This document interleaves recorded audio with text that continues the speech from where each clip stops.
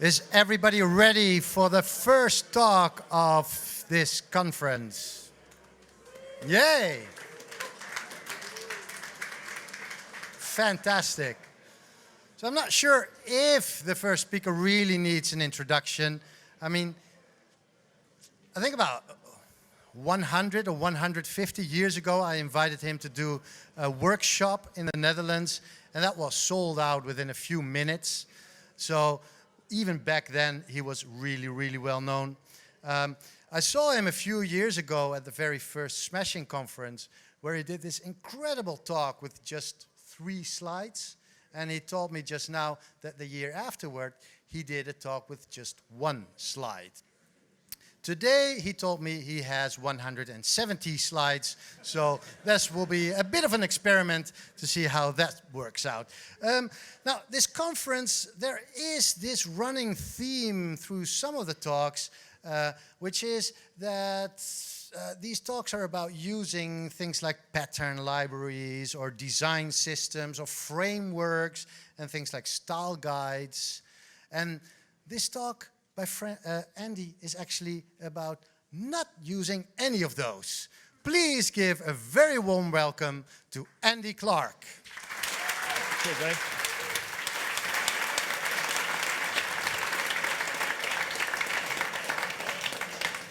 Thanks, mate. What a way to make a man feel old. Honestly. Thank you so much. Thanks so much to Frontend for inviting me to this, especially to start the show, which is brilliant.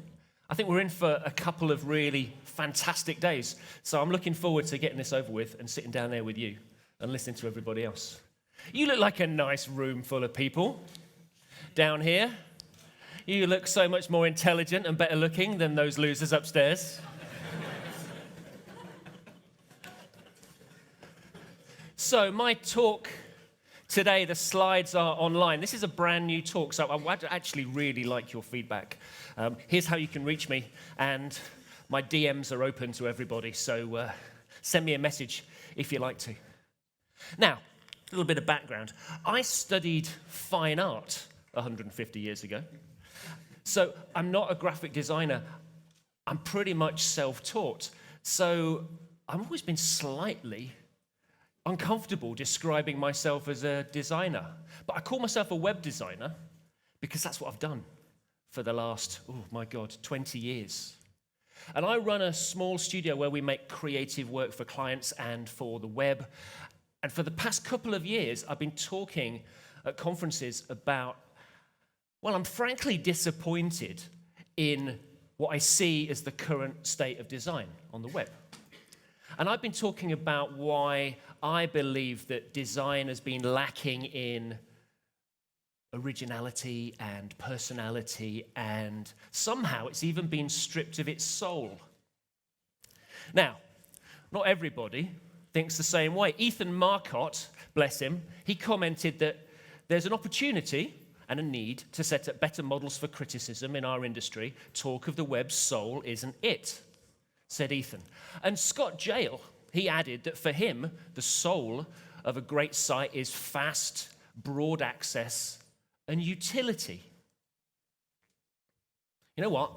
That sort of comment makes me really sad. But I'm not surprised, because accessibility and performance and usability, they all matter, I understand that, but they're not enough, not on their own. You know, the web is not a utility. It's not a terminal that gives us answers to questions that we ask it. It's not just a platform for the digital products that we've all become so infatuated with building. The web can, and it should be, a vibrant medium for creative expression in the same way as film and print and other media. You know, what we do as web professionals should be about so much more than just the execution. The web should be a creative melting pot and a proving ground for new ideas. So whether we are broadcasting news or selling product, creative thought, it's as important as accessibility and performance and usability. You know, I did feel like a bit of a lone voice for a long time because I was pining for conversations about creativity, and I was longing to see creative ideas expressed visually on the web. I honestly tried really hard not to sound like some bad-tempered old man, just complaining that website design wasn't as good as how I remember it from my day. Because trust me, it wasn't. Because back then we had guest books and hit counters and lots of little men in hard hats constructing in GIFs. So I do feel lucky, though, to have started working on the web at a time when we still somehow challenged the idea of what a website could be. So over the past year, I've found that in articles and conference talks, there are people out there that share these concerns. So outside the industry, I've heard from clients who they want to present themselves and what they do or they sell differently. Not for difference's sake, but because they've become to appreciate that for a successful business or product, creative design is as important as responsiveness or research. Now, you'll find video of the last year's talk on my website, and in it I did speak about the reasons why I think design has been lacking in originality and personality and in soul. Because there's this fixation we have with designing digital products, and somehow that's meant that we've forgotten that the web is a medium for creative expression outside of apps. And we've become so infatuated with processes like atomic design and tools like pattern libraries or style guides that we're ultimately losing sight of what we're making. And we have this unwillingness to take risks, maybe for fear of criticism or failure. So our reliance on research and testing means that we're just delegating decision-making, and we're abdicating responsibility for our designs. And our failure to understand art direction and why that matters as much on the web as it does in print. And that's what I'm here today to talk about. I want to talk about what art directors do and how art direction itself can improve what we make for the web. So what I'm going to cover applies as much to promoting digital products as it does to telling stories. And I'm going to share some practical advice on how you can make designs that are more creatively satisfying without compromising the accessibility or performance or utility that we should so rightly be concerned with. So, what do you think of when you hear the term art direction? Do you think about maybe responsive images? Think about presenting alternative crops or sizes or orientations to different screen sizes, maybe use the picture element or use sizes in HTML? These have become useful responsive design and art direction tools, but there's more to web design than just the tools. Maybe you think about those designers like Jason Santamaria or Trent Walton, who art direct their writing by giving each entry its own distinctive image or layout or typography. And this gets us closer to understanding art direction, but images and layout and typography, they're only the result of art direction. They're not the meaning of it. So if art direction isn't exactly those things, what precisely is it? Well, in a sentence, it's the art of distilling an essential or precise meaning or purpose from a piece of content. Whether that be a magazine article or maybe a list of reasons why to use the coolest app from the latest hot startup. and then conveying that meaning or purpose better through design. Now, we don't hear much about art direction on the web for reasons that I'll talk about later. But it is well established in other medium, perhaps maybe the most memorable being magazines or maybe to a certain extent newspapers. Now, I'm not old enough to remember Alexei Brodovich's work from Harper's Bazaar magazine. I might be 150 years old, but I wasn't around in 1934. I'm not fashionable enough to have read Man About Town magazine, believe it or not, or seen Tom Wolsey's work, but I do remember from the 80s Neville Brody's artistic art direction for the Face magazine. Anybody remember this? And I'm still inspired by that every day. And then there's the Guardian newspaper redesign, in particular Mark Porter's redesign in 2010. And magazines and newspapers, they found the web challenging for a lot of business and technical reasons. But they're also really struggling to bring the same levels of art direction to their websites as they do for print editions. Now, one possible exception to that is ProPublica. And that's an independent, non-profit newsroom. It's based in Manhattan. And I think I can better explain how art directors work with writers and others to attract attention and convey ideas, and most importantly, stimulate emotions by talking about this story. This was art directed for the web by ProPublica's design director, David Slate, and it won a Pulitzer Prize for explanatory reporting. Now, this tells a story of a woman who reported her assault to her local police department and was then charged with a misdemeanor for false reporting. And this story is even more notable because it was written by two journalists. So that in itself isn't unusual, but instead of merging the two voices into one, the editor kept them separate. And that's because one was reporting from the point of view of the woman and the other from the police. And in his role as art director, David recognized that the way the story was told across two timelines and by these two alternating voices made it much more powerful. So he emphasized that in the design. So the woman's story uses specially commissioned illustrations, whereas the police story includes photography. And her story is on the left half of the page, while theirs is on the right. And then the introduction and the epilogue are in the center.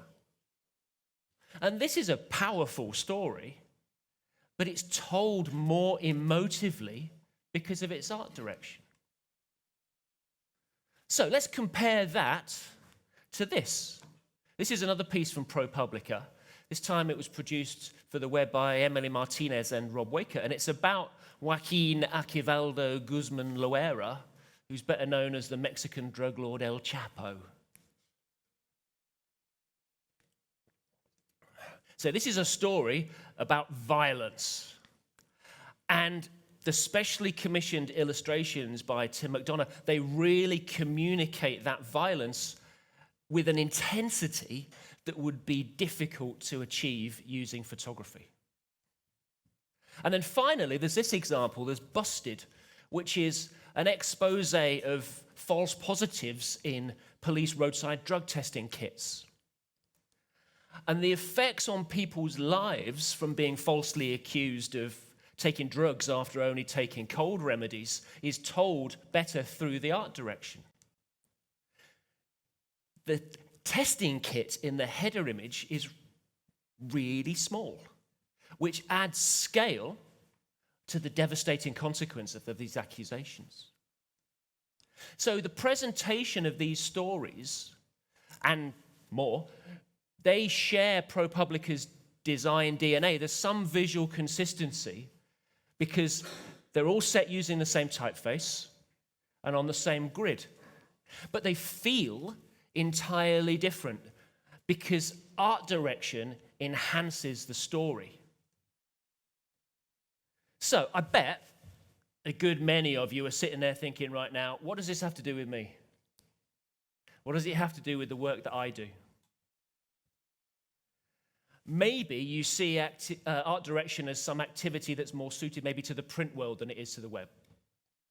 Maybe you think it's elitist in some way, but I don't think that's true.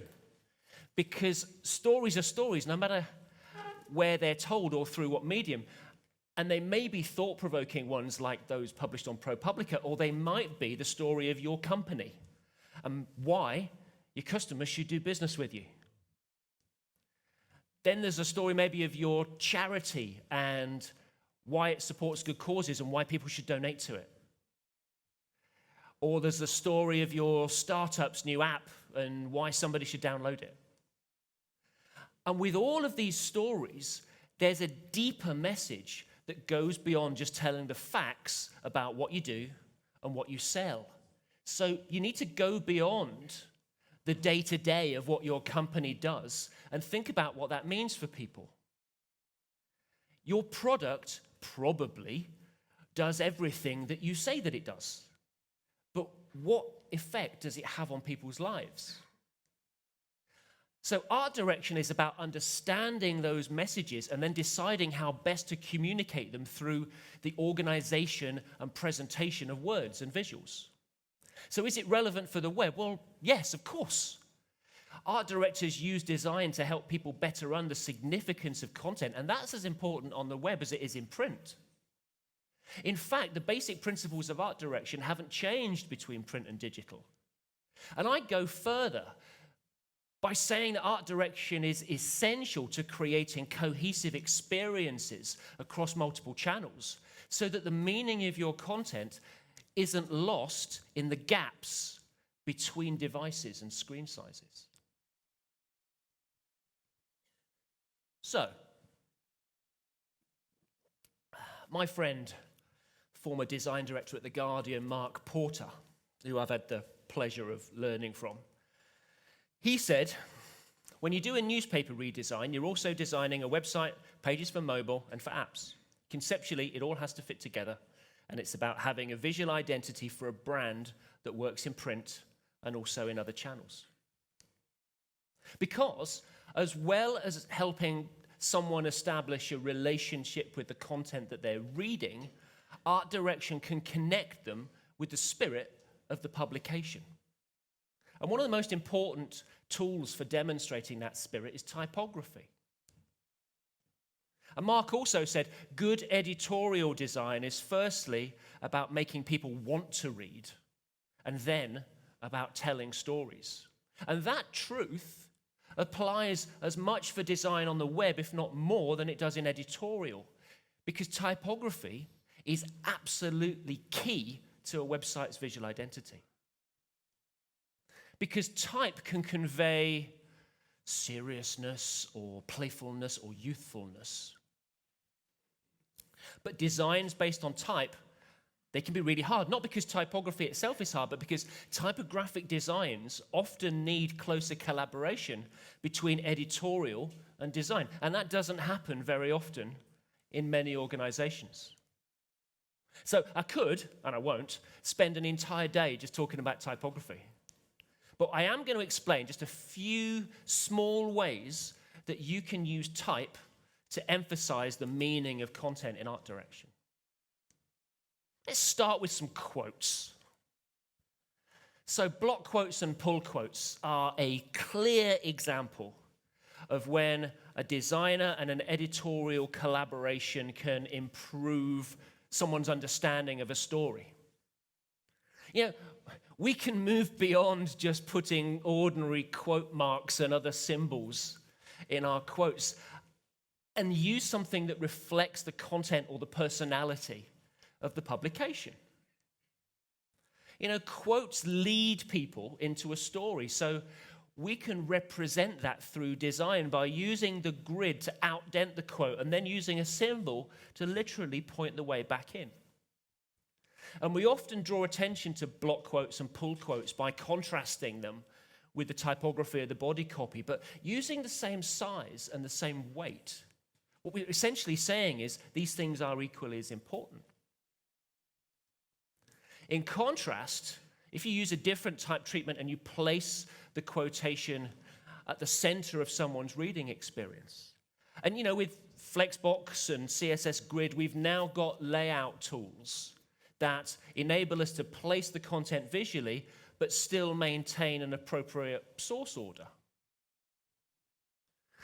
Or we can allow quotations to subtly interrupt the reading experience by just indenting them slightly into the right edge. Be careful if you're going to do it on the left, because it makes it more difficult for the eye to find the start of the next line. So my inspiration, art director Neville Brody, he often used varying type sizes to emphasize certain words.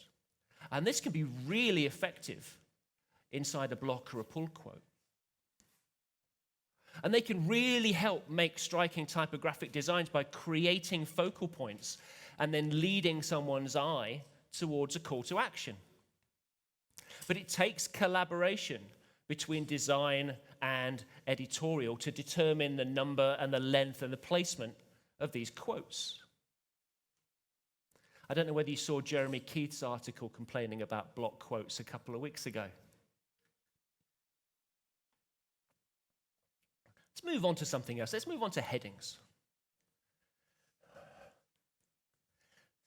So headings demonstrate hierarchy and they signal the importance of content, but they can do much more than just demand attention. Headlines help to set the scene, so we can choose typefaces that reflect the subject matter. So this is a story about Jules Verne, who's the author of Journey to the Center of the Earth. And we can enhance that by using this modern serif typeface. It might have looked at home in 1864 when this book was written. But we needn't always position the headlines at the start of the story. If we put a headline after the first few paragraphs, it turns them into a prologue. This typeface is based on a grid, so it really echoes the grid created by our use of CSS columns. And we can experiment using transforms to position a headline slightly outside the viewport. And if we tighten the leading and the tracking and create overlapping shapes, we can turn type into a distinctive visual element. But they needn't be large to attract attention. If we combine small type with large amounts of white space, and that amount of white space feels really luxurious, but we can keep making it responsive by adjusting the proportion across media queries. And we don't always need images to add visual interest to a design. Deconstructed text can be much more interesting. So we can use SVG and the picture element to make sure that everybody's seeing a design that's appropriate to their device. Now, in magazine parlance, an introduction or a lead paragraph is sometimes referred to as a stand first. And we can use stand firsts to do more than just introduce an article. So here, that generous amount of white space between the stand first and the start of the article gives a reader time to pause and then take a breath before they begin to read. Or we can give a stand first visual prominence by making it the only center-aligned text on the page and then add an amount of leading that reflects its importance. And they can come first so that we can position them above the headline and maybe use borders between those overlong lines of text which draw a visual connection to the columns of text that come below. Or we can create more of a contemporary magazine feel by using generous leading and aligning that stand first with the columns of the text below. And we can emphasize its difference by aligning the text to the right.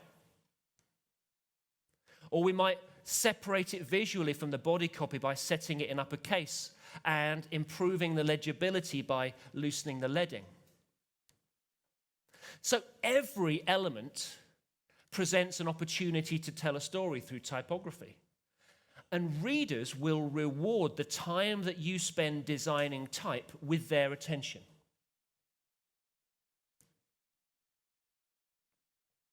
Every element, no matter how small, also presents us with an opportunity to be creative. Let's look at Dropcaps, simple Dropcaps. These sit below the baseline, and they're really, really easy to accomplish in CSS. So why are they so rarely used well on the web? We can adjust the size of Dropcaps across breakpoints, and on larger screens, we can utilize that extra space by pulling them into the margins. But why be satisfied just with plain Dropcaps when we can add borders to visually connect them with the art direction of the content or maybe the design of the publication? Or we can make a feature of this drop space by replacing caps with symbols or illustrations. It's like a modern twist on those religious texts from the first century. And now, of course, we can use CSS shapes to wrap text around these irregular elements.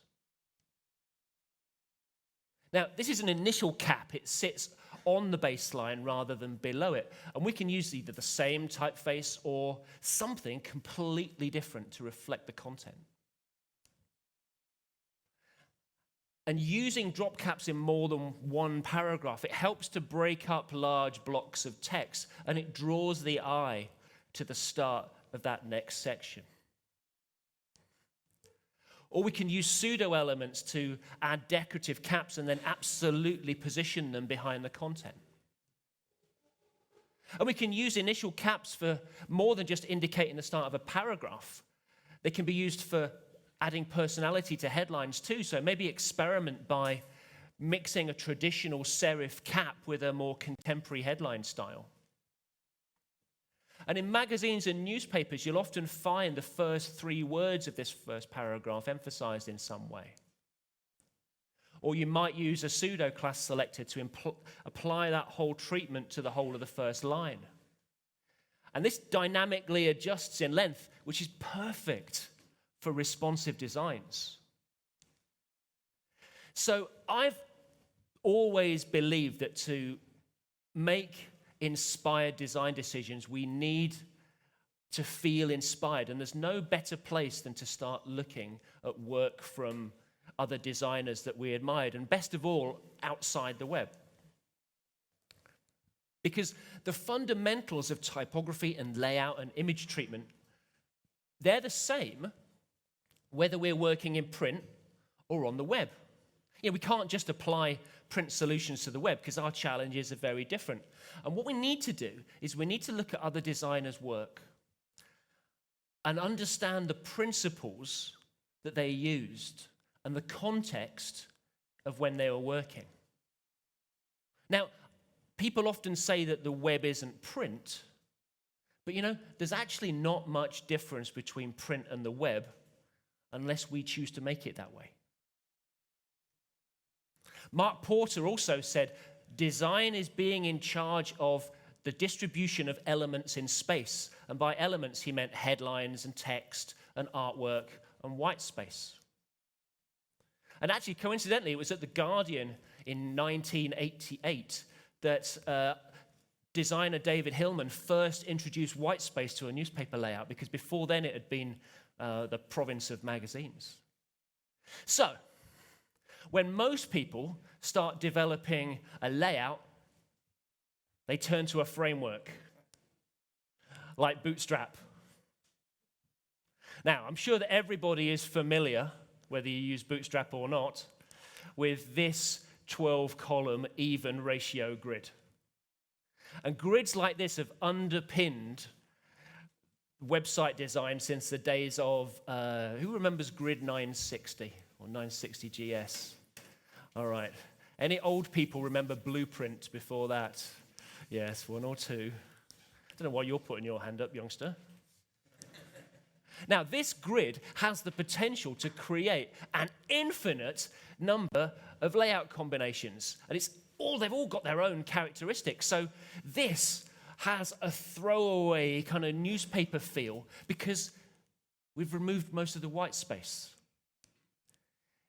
White space and columns, they bring an editorial feel to a layout. And if we have images that bleed off the page, it reminds us of maybe a quality print publication. So, if we've got an infinite number of layout combinations possible, can somebody please, I'm looking for an actual answer, please explain to me why this appears to be all we're capable of making? Now, I can't take credit for that. I'm sure we've all seen the parody sites, every effing Bootstrap website ever. We've seen John Gold's famous tweet that's been doing the rounds to ask, which one of two layouts are you designing today? Now, look, frameworks are an easy target, I understand that, but our problem with homogeneous design doesn't come from Bootstrap's grid. It comes from our lack of imagination and our knowledge of how to use grid systems effectively. So even ratio symmetrical grids, they've been the foundation of design layouts for decades. And they provide columns to structure content, but they don't inform us as to how wide those columns should be or the relationship between columns. So maybe in this example, should our columns be, the main content be 8 columns wide, which is twice the width of the complementary sidebar? Or should the relationship between the column widths be any closer? And in my experience, the decisions that most designers make are made entirely on guesswork. So instead of guesswork, we can use mathematical ratios to inform layout decisions. And using ratios is particularly relevant to responsive design now, and it's made even easier by tools like Flexbox. So I doubt that there's many people that haven't seen this or heard of the 1 to 1.618 or the golden ratio. This is a naturally occurring ratio that's been used in architecture and art and design for centuries. But it offers more than just columns because we can use it to create a series of what are known as golden rectangles. And if you take a rectangle that's got golden proportions and you carve out a square, the space that remains, wow, it's another golden rectangle. And then carve out another square and create yet another golden rectangle. And these spaces are perfectly proportioned containers for content. And they suggest layout possibilities that we wouldn't likely come up with guesswork. But it's not the only ratio that's available to us. Is anybody familiar with a tool called GridSet? Mark Bolton's studio designed this before he went over to Monotype. Fantastic tool. And in that tool, it explains about different ratios. So you can learn all the different ones. And there's a close relationship between that golden ratio and Fibonacci numbers, where the number is the sum of the two numbers that come before it. And we can actually create layouts using squares where the size corresponds to these Fibonacci numbers. You know, it looks like, at first glance, to be some random arrangement of squares. But we can quickly turn that into a layout that's visually distinctive when we compare it to, what we see on much of the web. And in reality, Bootstrap's 12 even columns, we rarely use them for more than just alignment guides. But we don't have to work too hard to make distinctive layouts using Bootstrap's grid. So I can think of very, very few applications that need 12 columns. So the first step is always going to be to simplify. And we'll turn it into 6 more manageable columns. And this was the grid that was the foundation of some of my work for redesigning WWF's fundraising pages this year. And we placed two demands on the grid. We needed 4 even columns that we could combine into either 2 or 1, depending on our content. And then we needed a wider than average sidebar to hold the fundraising tools. So with that in mind, we subdivided that first column and then added one of those new little skinny columns to the width of the sidebar. And that made ample space for those fundraising tools. And using this approach, we made a grid that's really flexible. The layouts are easily responsive. And this is the homepage for our WWF redesign. I refuse to use pictures of snow leopards because there's bloody millions of those. But there's only 880 of my beloved mountain gorillas, so all my artwork had gorillas in it. What about that other column, the skinny column on the left? Well, we mostly leave that empty, which makes the layout asymmetrical, which adds some visual interest. But then occasionally, we pull content into that column to add some emphasis. So the map of where the last 880 mountain gorillas live in the world. And sometimes we'll indicate the start of a new section of content in a more imaginative way than, we see it all the time. Bootstraps or square spaces, full columns or full panels of content that go all the way to the edges. So here we're using that for the gorilla conservation timeline at the bottom. And good grid systems, they provide anchors for the content, but they don't contain the items on the page unless we make them. And using templates, it can speed up layout production. It can give our designs consistency, but we've got to be careful that we don't end up making all pages and therefore all websites look the same. Because there's no good reason why so many websites are indistinguishable from each other. When we use this grid imaginatively, we can create any number of distinctive designs. And some people will say, yes, but it matters how things work.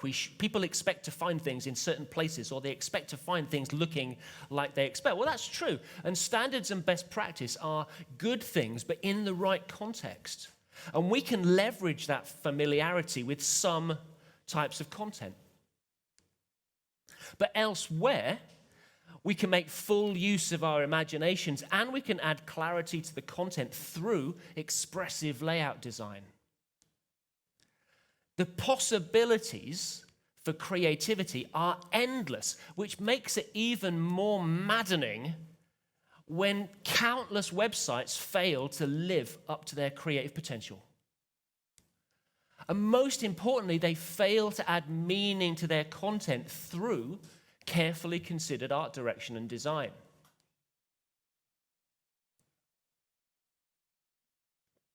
Now, at the beginning of this year, I worked with Vitaly on some creative concepts for Smashing Magazine's upcoming anniversary relaunch. And during this design process, we decided that a 6-column even ratio grid was the most flexible for presenting the editorial content. But sadly, the advertising that Smashing relies on was a poor fit for that grid because 1 column was too small and 2 columns were too big. So the solution was to use an alternative grid which was made from even columns, from 4 even columns. Now, nowhere is it written that we must use only 1 grid per page. In fact, combining 2 grids to create what's called a compound grid is an established design technique, but it's so rarely used on the web. And these 4 columns are perfectly proportioned for advertising. But the lines that are created by the 4-column grid, they also inform the size and position of other elements on the 6-column grid, including these Smashing conference promotions that are subtly interrupting the reading experience. And irregular shapes like this can help draw attention towards parts of the layout, and most usefully, towards calls to action. So here we've got block and pull quotes that make it abundantly clear where to start and finish. Or we can add just a 100-pixel border to the bottom of these quotations, which adds visual interest, but it has zero impact on performance. We can use CSS shapes to extend this feature image into the content space, and then we can overlap the figure caption by using SVG to create this irregular background shape. Or finally, we can combine CSS shapes with the ghost of type elements to create unusual columns.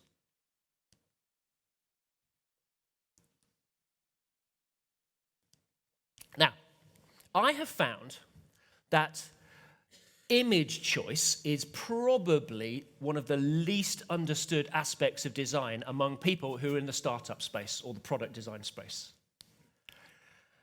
But images have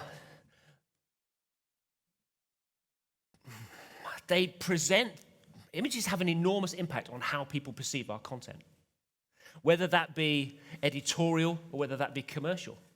And product companies, they need a strong sense of self. And these images can play a big part in creating that. So cropping and positioning and full bleeds and viewport and scale and tension, they can all be used to add meaning to content. Now, so far, all the grid examples that we covered focused on columns. But that's only one dimension in layout. A second dimension comes from what were called horizontal fields. And the intersection of columns and fields creates grid modules. And modular grids offer us another way to create imaginative layouts. This modular grid makes it really easy to determine the format and the size of images. And we can choose type sizes that create lines with the most readable number of characters. Or we can use grid modules to inform the depth of white space that goes between elements. And we can create a series of page templates that they're different enough from each other to avoid repetition, but they still remain familiar. Now, simple stuff, figure captions. They offer readers a meaningful explanation of an image, which is, it's great for SEO, it's great for accessibility. But nowhere is it written that captions must always go below an image. That's where you normally find them. So just do something different. Position the caption above the image, and it's really simple to do, maybe by just reversing the flex direction. Or we can change that flex direction from column to row and position the caption at the side of the image. And Flexbox is brilliant because it makes it really easy now to align that caption's content to the bottom edge of the image. But why stop there? Let's use the modules in that modular grid to create a long vertical caption and then add some borders to emphasize the content. And if we've got a strong image, it needs a strong caption. So this is where designers can really put their mark on a design. We could have captions that complement the style of the images. Or we could just use that modular grid to help us crop the image and position and size the captions that we put over them.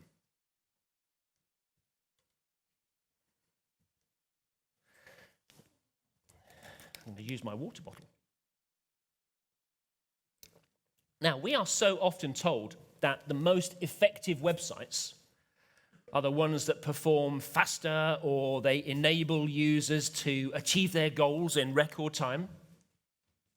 But, sometimes slowing someone down at key moments through their journey can create opportunities to tell our stories better and therefore get better results. And changing someone's perception of time within a two-dimensional space is something that comic books do very well. And we can learn a lot about controlling time from comics. Now, frames or panels are what most people associate with the layout of comic books. This is a 3x3 9-panel layout. It's pretty typical. And if you look for a moment, you might be reminded of that modular grid that I showed you earlier. And if you think responsively, you should also be able to imagine how this grid can be made to respond across different viewport sizes. So we can start with a vertical column of single panels on a small screen to groups of 3, and then ultimately to the equivalent of a double-page spread for those of us that use nice large displays. And when we read on a grid like this, our Western eyes, they follow a Z pattern. And the uniformity of these panel sizes hints at an even pace as we read across them. So this is Concrete by Paul Chadwick. He's one of my favorite comic books. I highly recommend that you seek this out. You might find the original comics knocking about, but you can buy the compendiums on Amazon. It's not like any comic book that you've read before. It's a fabulous example also of changing pace across panels. So Scott McCloud said in his brilliant book, Understanding Comics, that authors use panels of different sizes, not just to contain various amounts of information or content, but to control the time that we spend looking at them. So if you take this row from Concrete, where the size of the panels is in step with the pace of the conversation, so the wider panels demand more time, and not just because they contain more content, and the narrower panels, they ask for less time. So it's slow, quick, slow.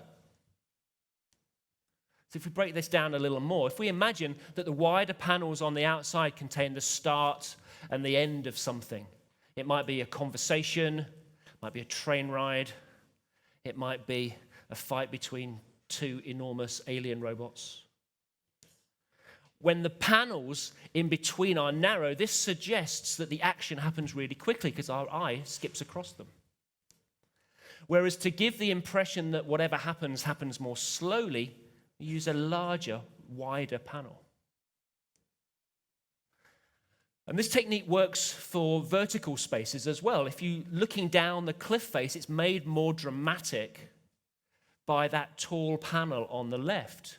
So what I want you to do is to imagine now how you might use a panel of that size and shape to make a product image more engaging, rather than just having the big full-width jumbotron at the top of every page.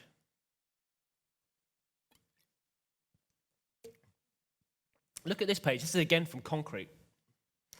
Do you notice something unusual about that panel in the center?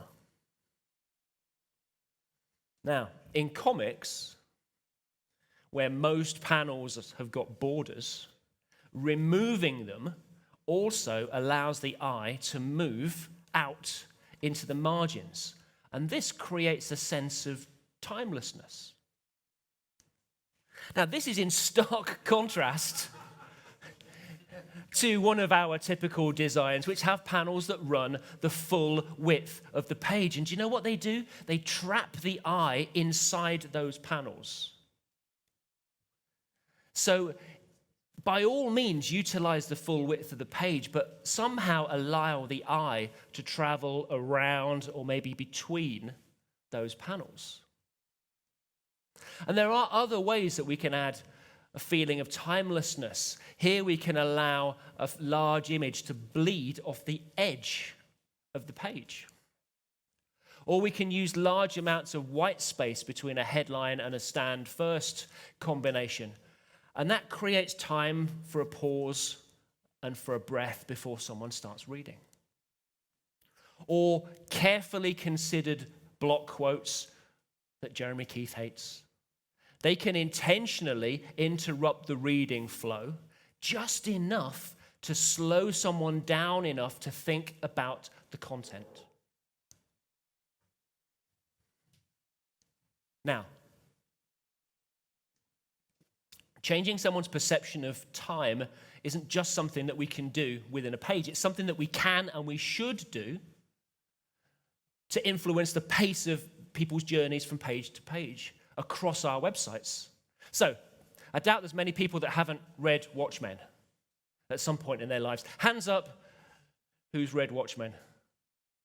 Oh, not as many of you sad nerds as I thought. Keep your hands up if you read the original 12-part comic and not the graphic novel. Peter Gaston, that is respect, man. Respect. You are as old as I am. As old as the hills. Now, this isn't only a perfect example of how perception can be altered inside a two-dimensional space, but it's a fabulous example of how the author and the artist work together to make a layout that's essential to the way the story is told. This is part of Alan Moore's script, and in it, you can't really see here, he describes, and I quote, "The final panel on the page extends the full width of the page." So when he's writing the story, he's considering the layout of this page. And for the majority of Watchmen's 12-part series, it's told through these famous 9-panel per page format. One of the early chapters, it's even called Fearful Symmetry. And this continues almost unbroken for 11 episodes out of 12. And this is a cover for episode 11. And towards the end, we start to notice something subtle happening. The bottom panel extends the full width of the page, just as Alan Moore requested, and it slows the action down. And then, the final page of episode 11, nothing. A blank page. And if you remember, if you read the original comics, like Peter and I would have done, you'll remember that we had an entire month to wait until we could find out what happened next. And when episode 12 arrived, I worked in a comic book shop at the time. This was about 1987, something like that.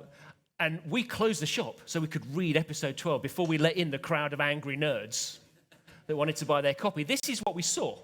Full page panels of carnage. 6 pages of total destruction with no dialogue and no action. Just complete horror. And it was made much more palpable by the layout in which the story was told. The problem with so many sites today isn't that they look so similar to each other, or that they follow fashionable design trends. You know, flat buttons actually don't matter that much. But what does matter is we're creating flat, monotonous experiences. Page after page of template-based layouts that have little or no relationship to the content that they're presenting. And while we are focusing our attention on patterns and performance, we're actually creating experiences that are almost completely devoid of personality. If we take a bird's eye view out of your website's layout, what are we going to find? Are we going to find a rich variety of layouts that artfully reflect your content and keep your customers interested? Or are we going to see a small selection of similar templates endlessly repeated? Think about how you can slow people down to carefully consider what you're saying or selling to them by using wide open layouts and elements that bleed off the page. Or make someone pause for breath. Give them space to read what you've written. And then speed them on their way and use denser blocks of content in small spaces. Art director Alexei Brodovich compared his spreads for Harper's Bazaar magazine to film sequences. And what he used to do is he used to lay the spreads out on the floor and then shuffle them until he got the best order. It's called a flat plan in magazine design. And reading a magazine is very different from reading a website, but we can adapt that plan to consider moments of someone's journey and when we want that to be fast or slow. And while it's not exactly the same, The Guardian, they understand how large blocks of content can slow people down and denser blocks help them pick up the pace. Now, David Hillman, who was formerly at The Guardian and New Statesman, he said, In its best form, art direction involves the art director having a full and in-depth understanding of what the magazine says and through design influencing how it's said. And this means that for many organizations, art direction is not easy to accommodate because an art director needs to work closely with the editorial team. In fact, art direction, design, and editorial, they're all equal partners. And in our industry over the past few years, we've made some ground in bringing creative and technical teams together, but it's not very common to see designers working side by side with editorial.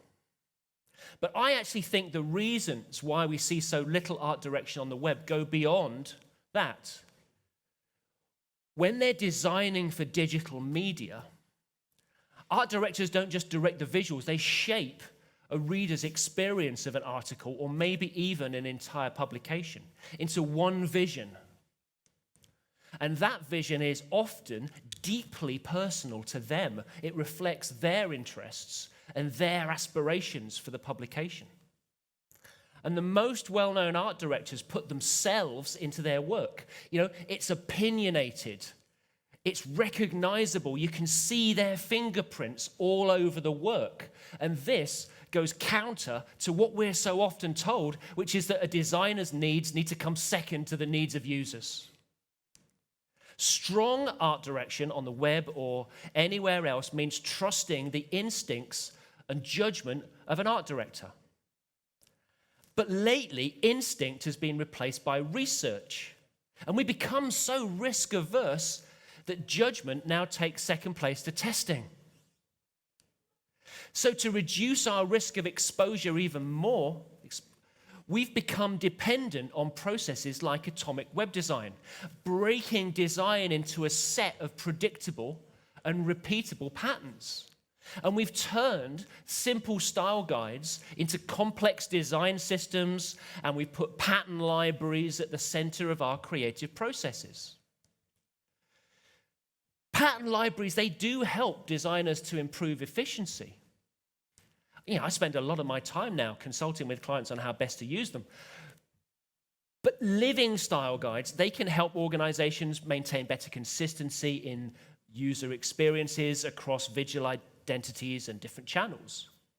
But a cohesive experience needs more than just a guide to a library of patterns. It needs a singular creative vision, and that comes from art direction. Art direction can provide the strong set of design principles, and these are as applicable to digital channels as they are to the web. You don't need to look any further than Mark Porter's 2010 redesign of The Guardian to see now how the content and design and development teams have followed his design principles, and they've unified readers' experiences across apps and newsprint and the web. And occasionally, I'll hear people, designers, argue that popular processes like atomic design and tools like pattern libraries and style guides, they're not compatible with art direction because that demands flexibility in order to be original. But it's not true. I believe that to be truly effective, those processes actually need art direction to make them meaningful. Because without art direction, even attractive atoms and molecules and organisms and templates, they don't have anything more than superficial looks to unify them. In the very end, it's art direction that's the gravity that pulls atoms together. So these typefaces that I've used in the talk were all designed by the brilliant Dalton Mag. So thank you very much for encouraging my bad behavior, and have a fantastic conference.